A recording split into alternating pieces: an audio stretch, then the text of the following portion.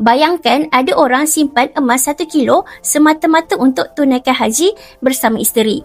Selalu kita dengar orang simpan 10 dinar, 50 gram emas dan 100 gram untuk pergi haji. Tapi kali ini Fiza sendiri nampak depan mata yang penyimpan emas ni keluarkan gold bar 1 kilo emas daripada poket dan jual di syarikat public gold. Urusannya mudah dan cepat.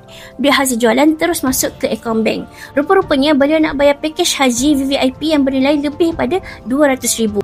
Dan waktu tu Fiza sedar, orang yang mampu buat keputusan macam tu mestilah dia ni dah lama merancang dan dah konsisten menabung. Mentor Fiza selalu pesan, kalau nak jadi jutawan, buat apa yang jutawan buat. Dan hari ni Fiza nampak sendiri, jutawan tu pun simpan emas. Sebab mereka tahu, emas ni bukanlah sekadar simpanan, tapi perlindungan nilai kekayaan kita yang sebenar. Soalnya sekarang, kalaulah jutawan tu pun simpan emas, kenapa kita tidak? Dengan public gold, kita tak perlu tunggu kaya barulah nak mula. Mulakan saja dengan 1 gram hari ini, dengan masa dan disiplin, insyaAllah, satu hari nanti kita juga mampu untuk jual 1 kilo emas untuk tunaikan haji bersama insan tersayang.